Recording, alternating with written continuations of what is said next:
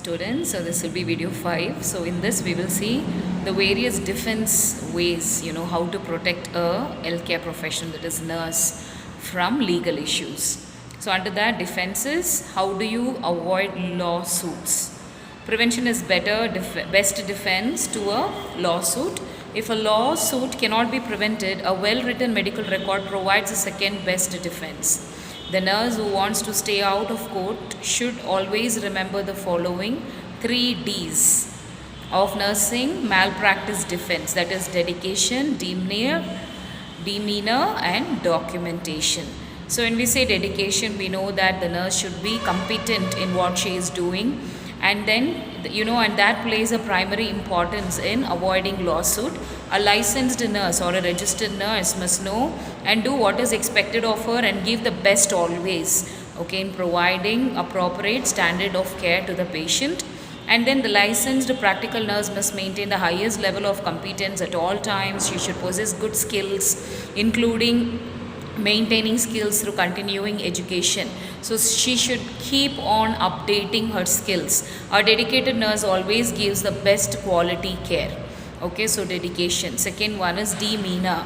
Demeanor means outward behavior or how they are bearing with the other person. So here a nurse demeanor is often the determining factor in case the patient uses the nurse.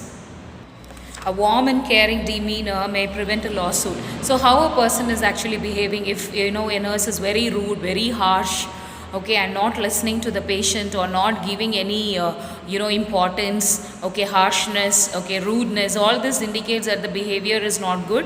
And again the nurse will be in a place where she could have legal issues. But if her behavior has always been good, caring, kind, listening, compassionate, readily available for the patient and acting promptly whenever there was a need, so this prevents so the outward behavior talks a lot. So the nurse must never underestimate the significance of behavior, that is demeanor and rapport, in malpractice prevention. And thirdly, documentation. As we all know, the documentation is very, very important because it acts as a medical record and legal. It also prevents you from any legal suit. It provides only credible proof in court to prove the appropriate care was given and the standards of care was met with. The nurse should always remember that if it was not charted, it was not done. So if you're not recording, if you're not documenting, then it means that you have not given care. So anything that you do for patient, immediately recorded because it acts as a evidence. The nurse who is aware of the 3 Ds of defense significantly minimizes the risk of any confrontations ending up in the court. So 3 Ds are very important: dedication, demeanor and documentation. Dedication is providing the best of the standards of care. Demeanor is the outward behavior or bearing with the patient, and then documentation, recording of all that you have done for the patient. So next we will see legal aspects of charting technique. So what are the techniques that you have to use when you are charting? So it should be legible, readable, accurate. Medical record is crucial healthcare document. It communicates important informations about the patient to a variety of professionals. In the event of a lawsuit, the medical record may form the basis for the plaintiff's case or the nurse, physician or faculty's defense. The patient chart has become the determining factor in 80 to 85% of all the malpractice lawsuits involving patient care. So when you're writing, recorded, legibly, accurately, so we see that 80 to 85% this has always proved as an evidence, whenever the plaintiff has put a case on the defendant. Some attorneys believe that nursing progress notes are the most fruitful source of proof of significant events. So nursing progress note, that is where you write about the patient's condition, what you have done, the various interventions, and now what is the condition of the patient. A strong record can be effective defense for the nurse accused of malpractice. As time passes, memories die, and when conflicting arguments are avoided, juries tend to believe the record. So that is the right evidence that you can have in prevention of any case against you. Next is charting technique and strategies to improve documentation. So sign every entry, write neatly and intelligently, use proper spelling and grammar, document in blue or black ink. So you have to sign, okay, whenever you write anything, again at the end you have to put your signature, you have to write it neatly, plan it, organize it, write it intelligently, you have to use proper spelling and grammar, you have to document in blue or black, okay, don't use red, green, and then you use authorized abbreviations, don't use your own abbreviations, okay. Now if you write FVD, everybody know that fluid volume deficit. So you cannot use something which only you know, okay, because it is a source of evidence. So you have to be careful that it is understood by everyone. Then use graphical representation to record vital signs. Vital signs, you have the separate chart in the file itself. So there we will be marking, and then you have avoid taking verbal or orders on phone.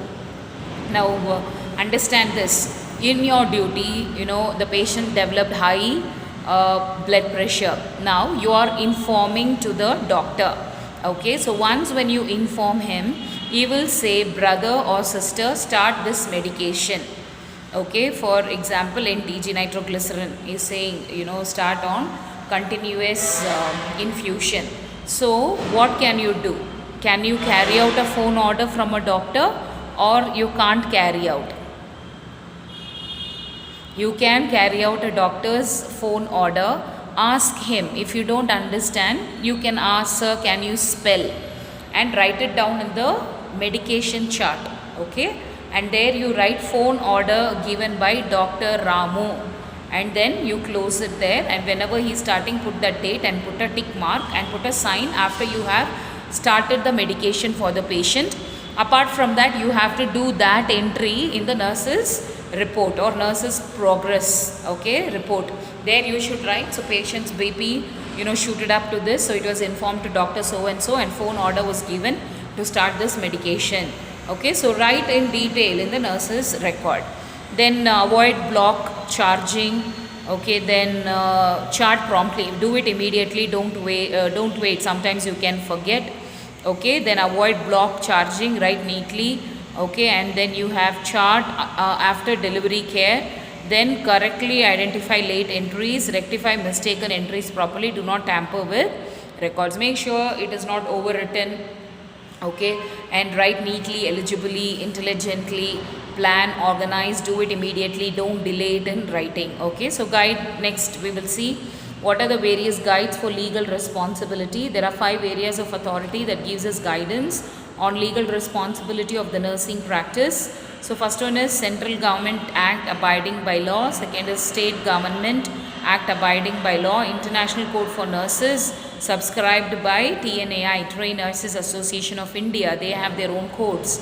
Then international rules and regulations or standing orders, precedent or an example of what court decision has been made before in similar case. So all these are guides, okay. So remember these 5 which acts as a guides for legal responsibility for nurses. So we are asked, or we are informed to go through these codes and follow these instructions to keep away from any legal liability. So laws applicable to nursing practice. So what are the various laws that is applicable for nursing practice? So firstly, the right to refuse to treat a patient except in an emergency situation. So even we have the right to refuse to treat a patient, but in emergency we cannot say that, but we have the right to say we cannot treat or take care of this patient, okay, in certain circumstances. The right to sue for fees, okay. So in case if they have a very high fee, okay, so nurse can question why is this so much of fee, okay, that has been put under for this patient, okay. Then the right to add title or descriptions to the name. You can add title, you can give descriptions. Unregistered practitioners are now allowed to hold appointments in public or location hospital. So unregistered practitioners, they are allowed to have appointments in public or location hospital. Then what are the fundamental duties? To exercise a reasonable degree of skill and knowledge in treating patients. So you should have or possess certain amount of skill and knowledge in treating patient. Once a relationship to a patient has been established, there is an obligation to attend to the patient as long as necessary. So when you are dealing with the patient, and once when you have obtained a relationship with the patient, it is necessary that we are obligated to attend to the needs of the patient unless the patient requires withdrawal or notice is given of intention to withdrawal. So if patient says, no, I don't want to be treated under this nurse, okay, then the patient can withdraw in the hospital or under this specific doctor. He or she can withdraw. A practitioner must give personal attention to his cases and answer calls with reasonable promptness. So this practitioners, they have to give personal attention to the cases, to his patients, and whenever they give a phone call, the doubts also should be rectified. And then you have children must be protected from harming themselves. Then special prevention must be taken in case of adults who are incapable of taking care of themselves. They are critically ill or mentally ill. In that case, assistance has to be provided.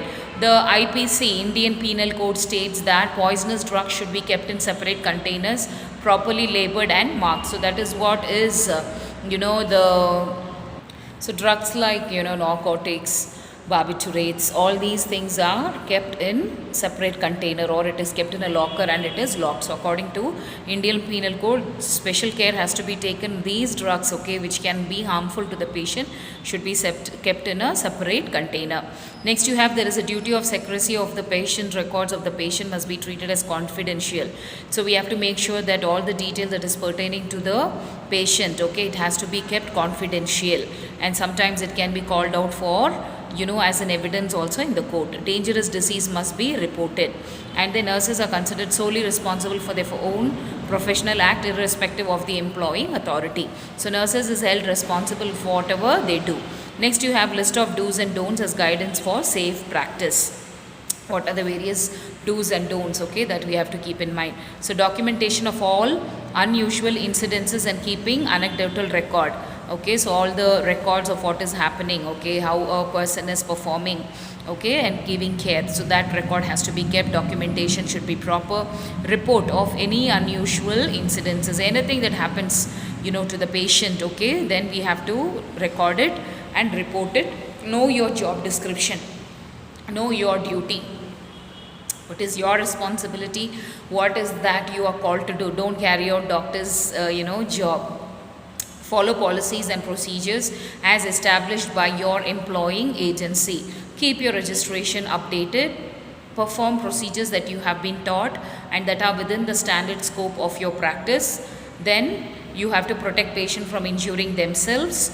Sometimes mentally, confused patients, okay, or hallucinated patients, there are chances for them to hurt themselves, or if they are too frustrated, okay, then we have to take care that the patient does not injure themselves. And then protect patients, okay, then you have remain alert and focused. When you are in the work, don't be preoccupied, be alert and be focused.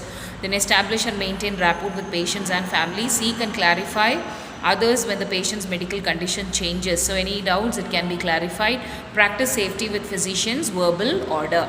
Okay, so whatever order has been given, make sure that you carry out and make sure that you do the documentation. So these are the various do's. Don'ts. Don't remove side rails from patient's bed unless there is an order or hospital policy to do so. Otherwise, always put the patient, okay, if it is a specialized case with side rails, always put side rails for the patient. Allow patients to leave the hospital or nursing room unless there is an order. You shouldn't allow, okay, a person to go out without a proper order, then accept money. You should not accept money or gifts from the patient. So sometimes they give, it can be given to the in charge sister and it is up to her to decide. Okay, but personally if they give you, you say no, because later it can become a problem. Then give advice that is contrary to physician's order or the nursing care plan. So don't give advice that is contrary. So you should not give advice anything against physician's order. Okay, don't give medical advice to friends and neighbors. If you're not sure, especially, don't go to give wrong information. Don't attempt to practice medicine. We don't witness a patient's will. Okay, so you need not actually. So in serious conditions where there is no evidence at all, then if you were present, then it is fine, but we don't witness the patient's will.